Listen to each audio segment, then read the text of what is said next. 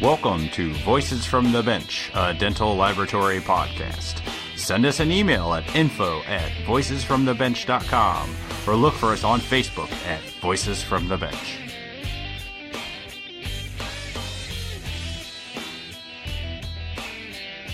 Greetings and welcome to episode 4 of Voices from the Bench. My name is Elvis Dahl from Summer Dental Laboratories in Zionsville, Indiana.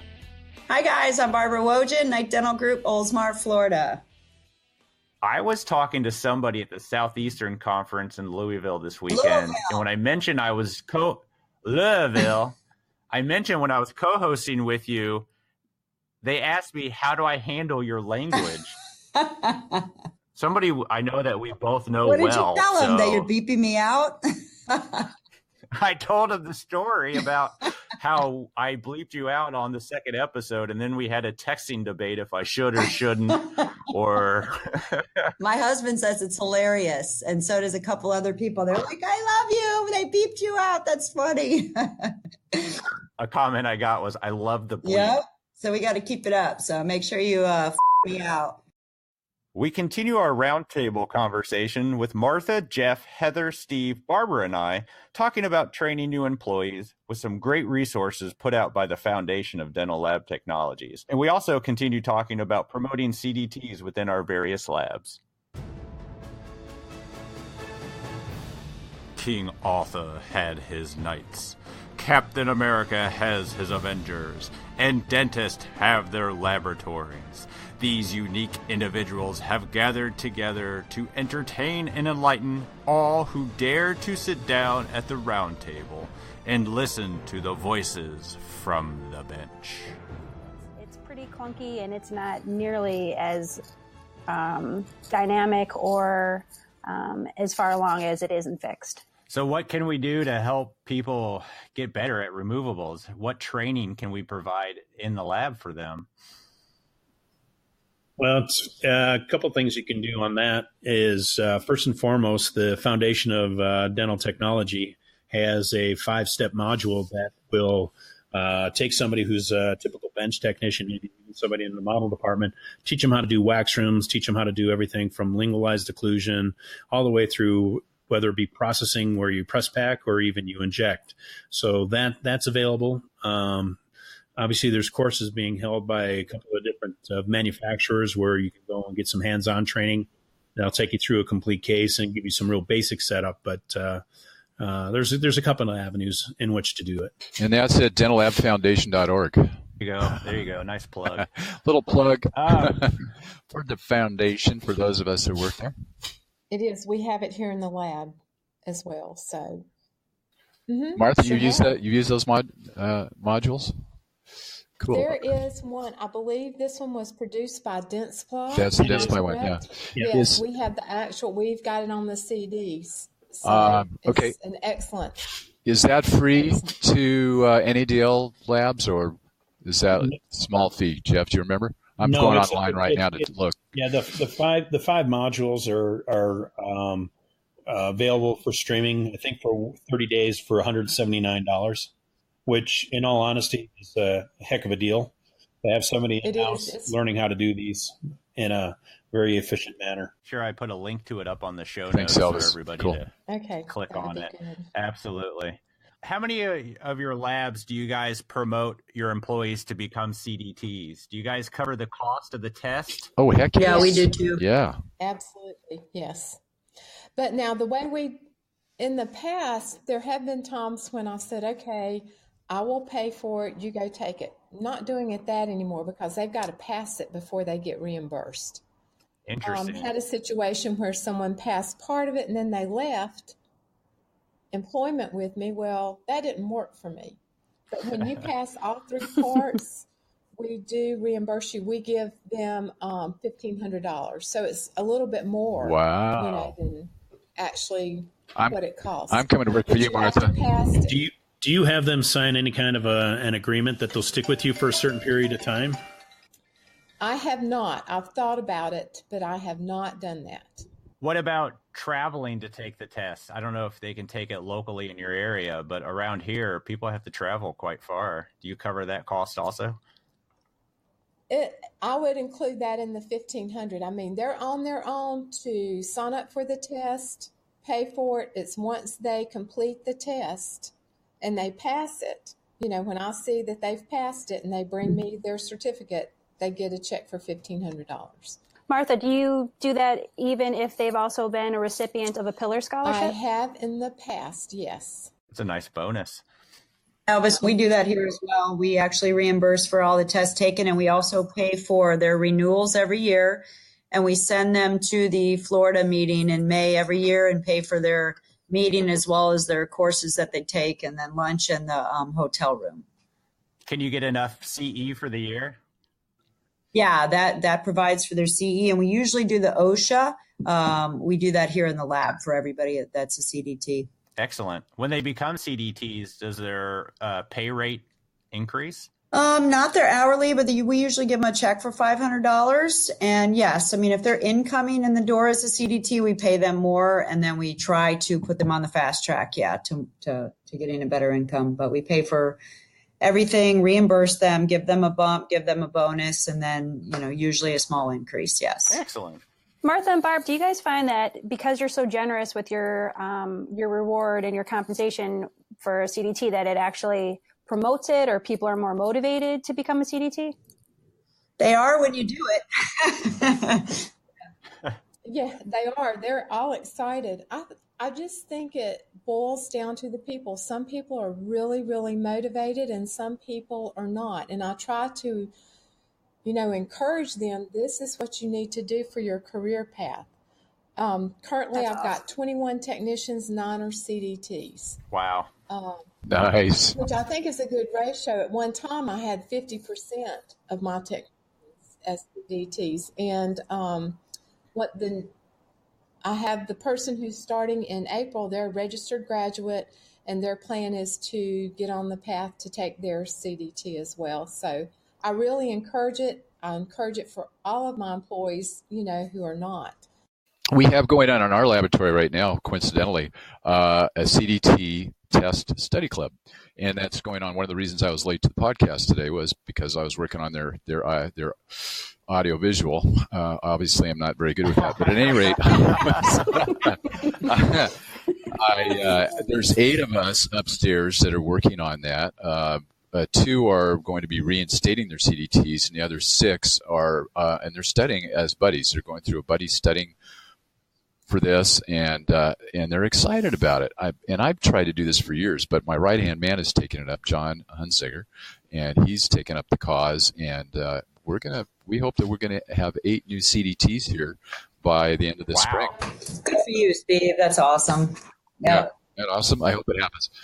That would be awesome. It's all So John. what about you? Are you going to reward them? Oh, heck yes. Yeah. So listening to your ideas here sound good to me. I think a cash bonus definitely is worthwhile. Some sort of a nominal raise, if they're on piece pay, give them a little bump in their piece pay based on, their CDT. Potentially also, we pay for all of their costs once they pass. Absolutely. I would also look at some sort of a contract to make sure that they stick around for a while too. That's a great idea, Jeff. Thanks. Yeah, that's a good one. I take it you've had that problem, Jeff. No, as a matter of fact, we haven't, but I have seen it happen to other laboratories, so I just throwing it out there. I mean, we've had plenty of employees start here and end up going to other labs, but never a CDT. So how do you guys handle an employee walking out the door? I'm sure it happens to everybody. Are you guys covered? Do you guys have enough cross-training to handle it, or are you scrambling to hire somebody new? First of all, we kick them in the butt and slam the door. After that, everybody's got to be cross-trained. You got to be ready for that any day. You have to meticulously cross-train everybody in the lab. Absolutely. I agree. We have everybody cross-trained as well. Yeah. Right now, we're getting busy and we don't have enough cross training. So I was out in the lab today going, okay, where do I need to cross train? Where am I going to have an issue if somebody walks out the door? Where am I? Where are my worries? And we try to do that as a group of supervisors. We get together every other week and talk about what areas we need to cross train. And where are our pain points as a company. And right now it's in scanning and the milling areas. So, we need to hire right now. We're struggling a little bit. Yeah, I think it was the same, when you're a larger laboratory, like when I worked for Bonadent, obviously you absorb that person's work into the workflow, and everyone just, works a little longer, a little overtime, whatever. As a smaller laboratory, I find that, there's options in outsourcing. So if it's something that maybe takes a little bit longer analog and I may be doing analog, I might find a way to digitally do it and outsource that to give myself a little relief. So you just try to figure out how to offset that based on, what your workflow is and your capacity is. Totally agree. True. I think I found in our lab the biggest, obviously there's certain positions that people can do multiple things, and it's harder to have someone cross-trained to do everything that they can do. So you do absorb it. We're not as large, of course, as Knight by any means, but in a smaller lab, it's harder to compensate for that. It just depends on the person. We are firm believers in cross-training. There's so many different people can step into different areas within our laboratory. We're at around 30 people. We're not deep enough in a lot of areas to have multiple people, but we do have enough that if somebody needs to step back in and take care of a spot, it works out beautifully. So how many of you are right now currently hiring? I imagine everybody? Yeah, we are. Yep. We have just hired, and I'm looking at 2 other people, but I don't know if we'll be hiring them. If we do, it's going to be for our front office. Is it because of growth or because of a lack of employees? Well, at Killian, it's right now, yeah, it's a little bit of growth, but we had somebody go off into another job, who was really important to us, but he was new, so it wasn't that big of a loss. But because he worked hard, you got to get somebody in here in a hurry. Anyway. This may sound crazy to you guys, but I've been at the bench for a couple weeks now because anytime somebody goes in a critical area in the laboratory, I'll usually jump back for a couple hours and go back to the bench or QC, or right now I'm training a ceramist. Anytime that anything needs to be plugged in, I usually go in and jump in until I can get that person hired, which is really what I love and I enjoy it. But, it's a hard place to be running a lab and, in the lab at the bench. So, but I think a lot of our technicians in our industry right now are running labs and they're at the bench as well. So it's just one of those things we have to fight. Barbara, I'm laughing because you wouldn't believe what I'm doing right now. Oh, I do. I do. I'm looking for a dye trimmer, a ceramist, a scanner. Don't tell your dad that. Yeah, my dad was here yesterday dye trimming. Oh, and today. Yeah. He's trying to help out. I saw a picture of him recently. We're having a growth spurt, which is a great thing. But we're actually trying to get our infrastructure in place in some areas, shoring up some areas, specifically right now, like even in our model department, just getting some really good people up to speed in there so that they can take on the work and that we're not having to redo things or send things back to get remounted or bytes corrected or what have you. So that really is our big push right now, is just getting our infrastructure in place to absorb more growth. Do it right. Yeah. Do it right the first time. I love that. That's great. That's what we worked on really strong 2017. I'm just looking at my numbers. I hired 8 people last year. And this year, I just have one new person starting in April so far. But I think the infrastructure, I saw it coming, I felt it, so that's why I really beefed it up last year. So now we're good for the moment, but that we all know that can change quickly. And you were able to hire all CDTs, right? No, I did not hire all CDTs. I wish that would be wonderful, but a couple of them were, but no. That's amazing. How many of you guys conduct regular employee evaluations, and how often do you do it? Yeah, we're pretty informal on that. We don't have a real true sit down unless there truly is an issue. I mean, my partner Hal and I, we really like to just go through and kind of on a daily basis visit with people. We will pull people aside from time to time, kind of just informally, just quickly say, okay, here's an area that we'd love you to focus on, or here's an area that I see you're doing exceptional at, but nothing in a real formalized setting. No. How do you document that, Jeff? There really isn't a documentation process on those kind of conversations. If we do sit down and have a true evaluation, we do have evaluation forms, and we go through it, and going through everything from like employee benefits. If someone's, looking for raises or what have you, we'll sit there and we'll let them know what we've honestly paid for them over the year. And we try to do that at least with everybody on a yearly basis as well. I would say, do you give raises? And when you give raises, how is that communicated or documented or? So to me, obviously, evaluations do not equate to raise. Correct. And so those have got to be separate. An evaluation should be just a progress report, and that doesn't necessarily mean they're going to get a monetary gain from it. But this year, we had enough of an increase with our health insurances that really there was a moratorium on any monies coming into people. So that was kind of not a real happy thing, but it was what it was. And we explained that the part that the lab was picking up in behalf of their health insurance was, and what it equated to. Gotcha. Yes, we try to do evaluations on a yearly basis. The actual written evaluations or an employee performance evaluation, sometimes they may go a little over a year. We try to do a verbal from team leaders to the group or their group individual in their group every 6 months or as needed if something arises. But the verbal is documented and put in their file as well. But evaluations do not equate to increases. Increases are kept at a separate time. So when you say that evaluations aren't tied into increases, but evaluations are for their performance, and are their increases performance-based? Some are, yes. Yeah, I'm in agreement there. It again, it depends on that. It depends. Like for an example, in our CAD department, I'm sorry, I've got a ceiling on what a scanner makes. Mm-hmm. Someone who's just doing data entry and scanning cases, there's a ceiling on what they can earn, and because that is, to me, outside of, being in the model department, that's an entry-level position.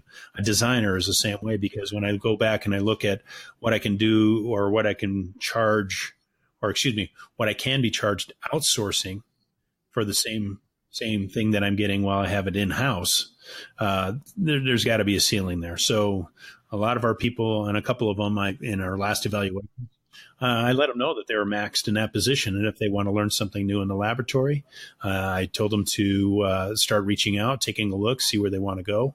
And if the opportunity arises, they're definitely welcome to go into that position. But I'd expect them to start doing their own training, on their own behalf to kind of get an idea of what that position entails. Is that legal in Utah for them to do training without being compensated? No, whatever they do on their own time is their own time, meaning, so if they want to learn something new, they're welcome to do it. So it's not like us, if a student goes to a dental technology school, there's no reason why I should be training them. If they want to learn on their own behalf to do something different in the laboratory, that's entirely up to them. Is it outside of the laboratory, you mean, on their own? So they're home watching YouTube outside or whatever?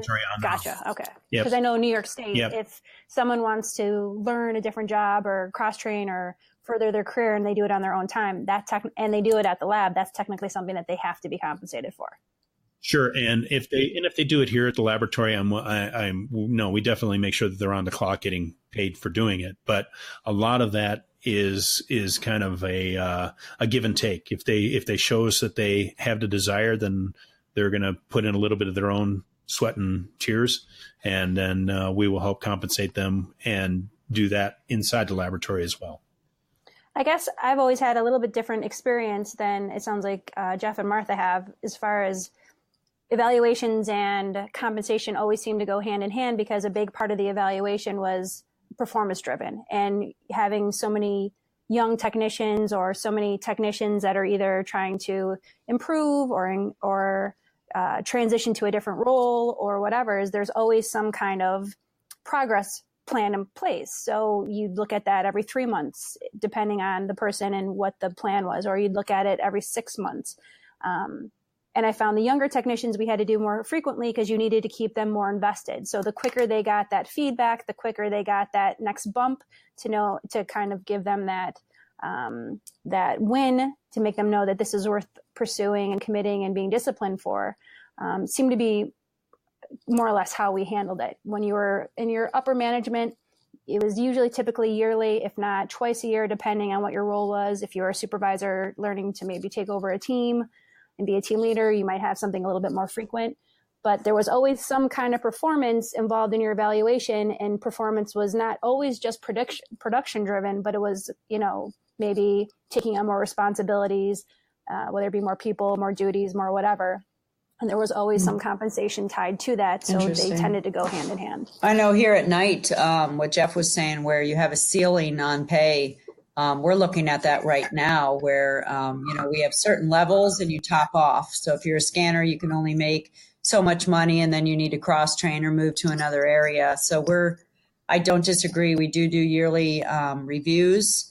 Sometimes we give increases. Sometimes we freeze them. If somebody goes out of their way to learn more, we definitely put them on a faster track. But I think at Night Dental, for instance, we definitely need to get a more organized path to doing reviews and increases. And that's something that we're going to be working on the next year or so. Because it's very important to people that they get a review, and the younger generation is very hungry for money. And so they're constantly looking at how they can make more money.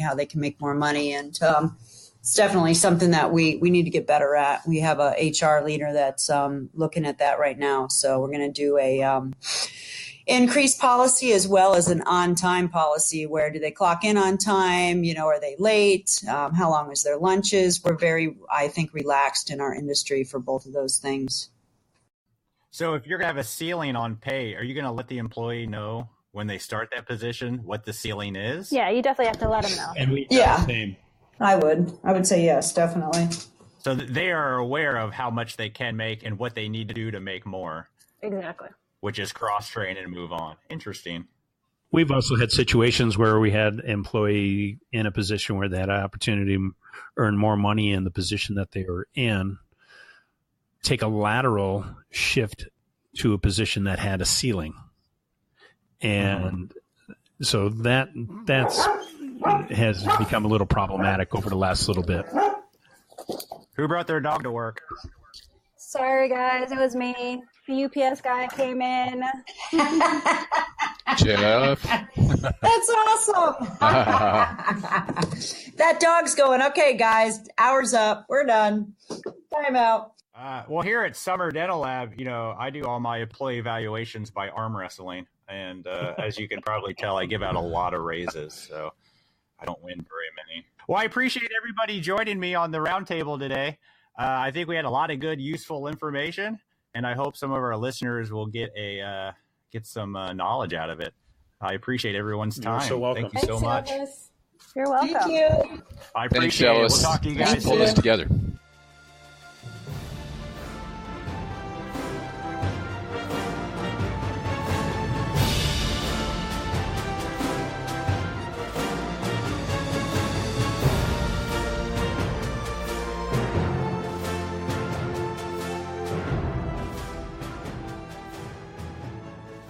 I love the fact that all of our labs promote and reward when technicians become CDTs. At Night Dental, we actually pay for them to get their tests, and we pay for their renewal every year, and we give them a little bump when they pass. So, yeah, and I really don't think dentists understand that a technician becomes a CDT. It's completely voluntary. There's no law saying that a technician has to be a CDT. It's not like hygiene where they have to be accredited in order to work. I mean, these individuals study, complete the test, and get their certification all on their own. And they only do it really to better themselves and to produce a better product. And I think it's outstanding. And I always encourage anybody in our industry to become a CDT. yeah, I remember when I first became a CDT, my dad pushed me into it, and he said, you need to become a CDT, you need to. And that was the one thing that I started studying and started working for it. And I just remember passing it. Not only was I proud of myself, but I was proud to do it for my dad. So it's a really great recognition. How long have you had your CDT certificate? I was accredited in 2011 with the AACD, and I passed my CDT in 2006. AACD? I thought that meant you were in the band AC/DC. Yes, I know. We discussed that credential. That's another level of studying, passing cases. You actually do it with a doctor, and you submit and pass cases with each other. So it actually promotes the dentist-technician relationship, and you have to do all of your cases together. So it's just another recognition, another skill level to attain, something that I did voluntary as well that I'm extremely proud of. How many CDTs do you guys have at night? 14 right now. I have one. My son's actually going to start studying for his. So we've got a couple more that are starting to do it. Good for him. Yeah. On the wall, we have pictures on the wall, all their certificates on the wall. We do a lunch for them every year. And like I said, we pay for their renewals. So the first thing you see when you walk in our lab are our CDT certificates and our CDL certificate. Yep. And I think we're at 7 right now. So we're always looking to promote them. Yep. It's awesome. As always, email us with suggestions, topics, people to interview, or just to tell us you could do a better job than us at info@voicesfromthebench.com. You might be able to do a better job at us, but we're really starting to get better at this, Elvis. So I hope that our industry and our friends are finding value in what we're bringing through our podcast, because I'm really enjoying the interviews. I'm enjoying the relationship building, and I'm just enjoying the whole thing. So thanks. All right. So find us on Facebook at Voices from the Bench. If you have any suggestions, remember, email us at info@voicesfromthebench.com. Let us know what kind of material you want to hear, who you want to hear from. If you want to hear from yourself, email us that as well. And don't forget the CDT tips. See you next week. Bye. Have a great day. Bye.